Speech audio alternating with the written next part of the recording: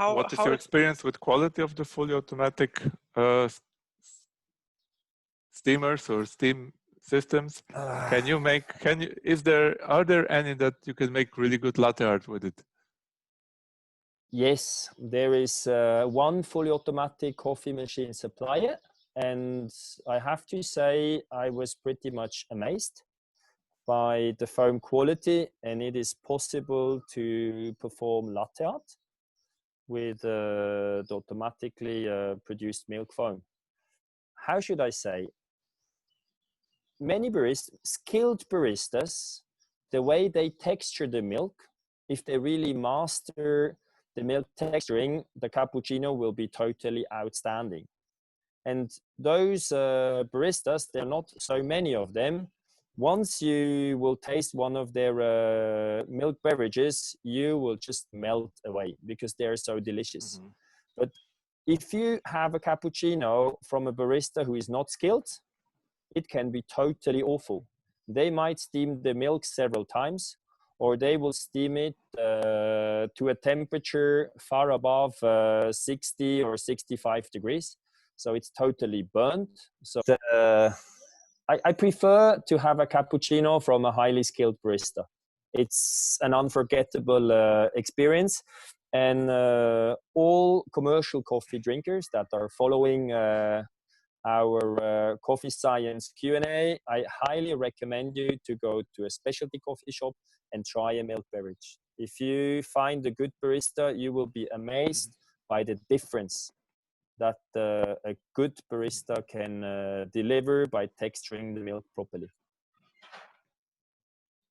I definitely agree with you, Andre. Like the mouthfeel of a great cappuccino is just uncomparable to what most people are used to when they drink cappuccino. Super fine, creamy, smooth. Yeah, it's like a pillow. It's and amazing. The taste of milk is different also when it's like this, creamy. It's different, right? Than super just creamy. Absolutely. Plain milk. Well, when you start preparing for championships, you will try different milks, and you will also find out that with a particular coffee, you will use a very specific milk. Not all milks will work for this particular coffee. And you will also do some trials of how much espresso you will use to which amount of milk or steamed milk. And then if you're really a skilled barista, you can also add more bubbles. So having more air in the textured milk, or you can make like a milk foam, just a tiny little microfoam. So that will also influence the result of your milk beverage. And then when you follow the World Barista Championships, now there is a new trend. I think Ben Putt started it in 2017. He took the milk and he put it into the deep freezer. And the next morning he put it upside down and he let half of the milk inside warm up, come out of his bottle. And then he left the rest behind and he added some normal milk again. And he achieved a much more creamier texture with more sweetness. I've tried this when I was in China, was it December last year? It was totally outstanding. You cannot imagine this type of creaminess and sweetness. I wouldn't even call it like a cappuccino. It's more like a dessert because it's rich and creamy. It's basically what it's called freeze. It's called freeze concentration, right? So basically what you're doing, you're freezing away the water and you're concentrating the milk when you do this. Because when something that has like any kind of beverage which has dissolved material in, when it freezes, only the water freezes, right? The dissolved material will concentrate in the dissolved solution. So what he was doing, he was concentrating milk and he was preparing a milk concentrate. So that's why everything was more intense or more sweet. There was more lactose in because it was concentrated, because he took away the water by doing this. outstanding. I can imagine that this is a special experience to drink such a beverage. I had it together with like anaerobic fermented coffee from Costa Rica. So with this cinnamon notes. Yeah. So you have this super rich, super sweet milk, and then this cinnamon note. I think if you will taste these beverages and you don't know what you're going to have, you wouldn't say it's a cappuccino, or definitely you won't say there's coffee in it. It's a totally different experience. I think we should be open to such novelties. It's amazing, but it's difficult to think it's coffee. And to wrap up the milk section, do you think the future is non-dairy, or will we have like side by side, or how do you see the consumer market changing and the liking? It depends. It's country specific. You know, I'm from Switzerland. We are very, very proud of our dairy milk culture. We have chocolate made of Swiss cow milk. We have cheese made of Swiss cow milk, the yogurts, the ice cream, and so on. But I think maybe Switzerland is a little bit behind compared to other countries. But once you travel to other countries, I would say you will first find, or the market leading products will be the dairy milk alternatives even. I was in the Philippines last year, and there was a lot of soy milk going on. I mean, makes sense because it's culturally more rooted in the country than, for example, here cow's milk. And I was just thinking, like, how about other milk alternatives like oat or so coming to those markets? So I was in discussion with some people from the Philippines recently, and they said, like, yeah, the market is flooded by oat milk from Europe, and this is like another craze going on, that now we start to ship around the globe oat like milk. So yeah, I think that doesn't make sense. I think you are right when you're saying that it's a very regional and cultural specific phenomena. What will be used to like make coffee milk beverages? Like the one country might use soy, the other oat, and so on, or like even cow's milk, because I think cow's milk is still unchallenged when it comes to taste and form stability and formability. I mean, I worked one shift in Australia in a little coffee shop, just one morning. But from what I remembered, definitely I served many more milk beverages with dairy milk alternatives.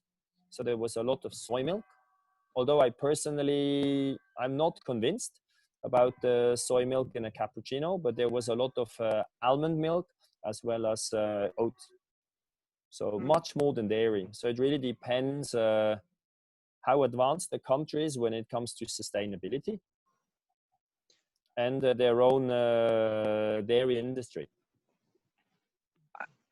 And I think more products will come to market. I think the next big thing is going to be like the revalorization of side stream products of the food industry, like what would be considered as waste products, and you valorize it and could make like products out of it, like milk. So I was also in discussion with some people who consider such, like what you said with cascara before, that people just dump it as fertilizer or so, or even burn it.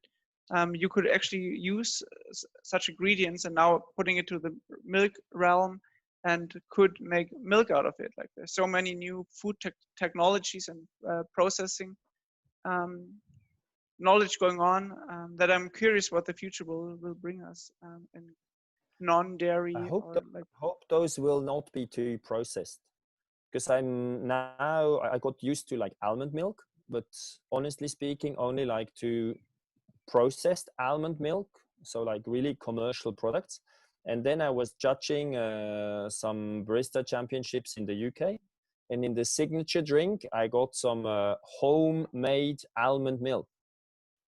And how was it? I had difficulties to swallow it. It was really I never had this I never tasted it before. For me, the texture was unusual. It was not even the flavors.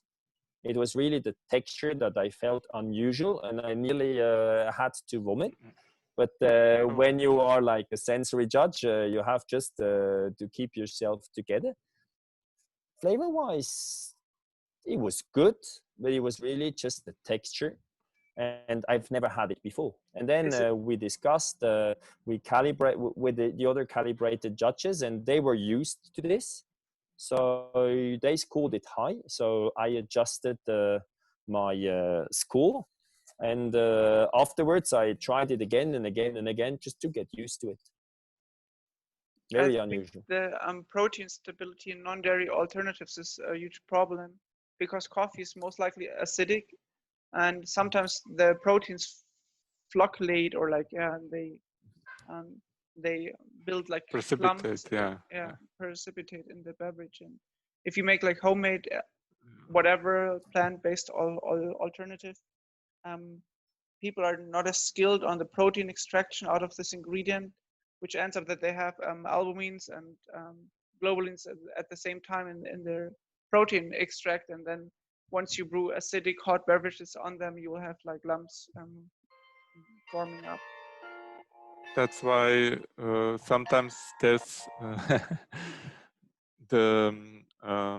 we didn't touch this so much about the additives to milk, right?